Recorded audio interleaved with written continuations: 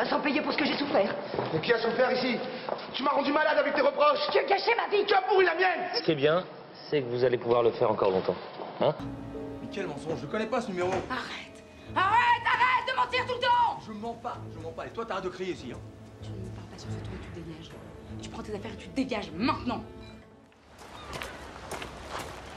Je cherche Colette. Je ne l'ai pas vue. Excusez-moi, Janine.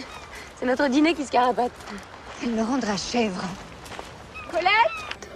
Mais c'est parfait pour réviser ton grec. Au lieu de fouiller partout, tu peux bien nous faire la traduction pour mademoiselle? Non, je vais me baigner. Ah, je commence à hacher les échalotes, je m'ennuie là tout seul. Bon, alors vous voulez... Il faut qu'il hache une échalote. C'est lui, Raymond Oliver? Oui. Regarde comment il fait. Vous n'avez pas de temps. Pour une fois que tu peux apprendre. Vipère. Le radin. Tu ressembles à ta mère. Arrêtez. Mais je arrête. Calmez-vous, Alice. Personne n'a tué Monsieur Vargaï.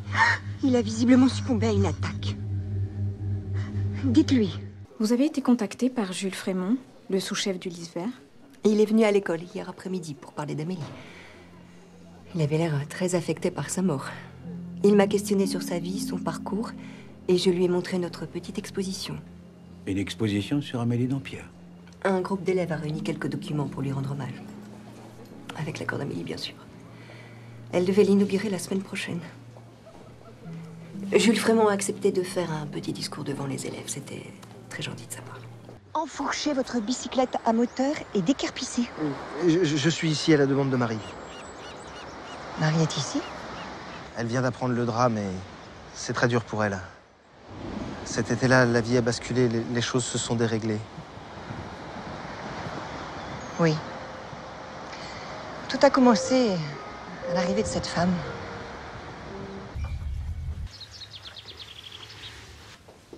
Je sais pas. Ce matin, vous étiez à l'étage. Vous faisiez les chambres. Vous avez bien dû entendre quelque chose en passant devant celle de Sandra. Qu'est-ce que vous avez entendu? Rien. Je les ai juste entendus se disputer, c'est tout.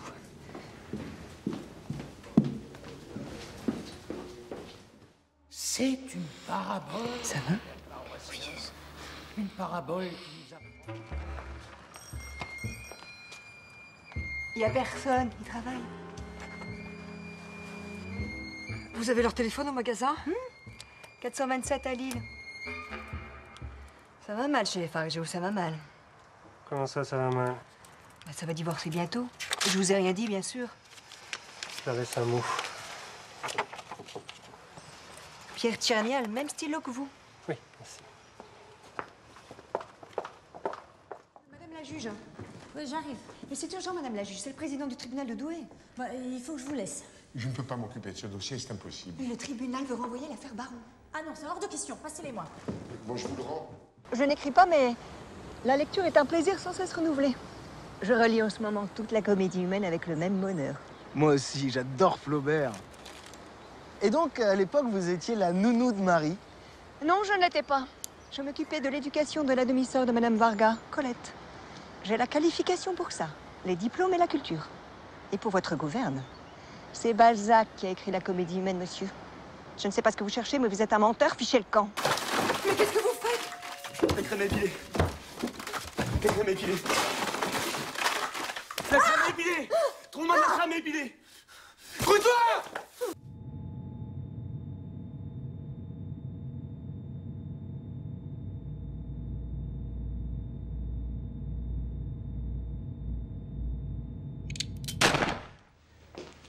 Qu'est-ce que c'est que cette histoire de clé? Tu la revois encore, cette salope? Mais non! S'il te plaît, arrête, je t'expliquerai. Tu attends que je crève, hein, c'est ça? Mais dis-le, tu attends que je crève. Calme-toi! Bon. Mais quand même, depuis le temps, tu aurais pu te faire une raison. Je m'aime pas. Mais moi non plus, je ne m'aime pas. T'en connais beaucoup des gens qui s'aiment? Oui, madame. Vous avez croisé mon mari? Elle s'appelle Alice. Diego veut la peindre. Elle est vraiment très belle, n'est-ce pas? Je la trouve un peu vulgaire. Et jeune. Si jeune. Madame Varga ne se confiait pas à moi, mais elle était minée et désespérée. Elle avait des raisons, mais je ne sais pas si elle l'a tuée. C'est difficile, mon petit. Mais il vaut mieux voir la vérité en face. Très juste, mademoiselle de Meuzy.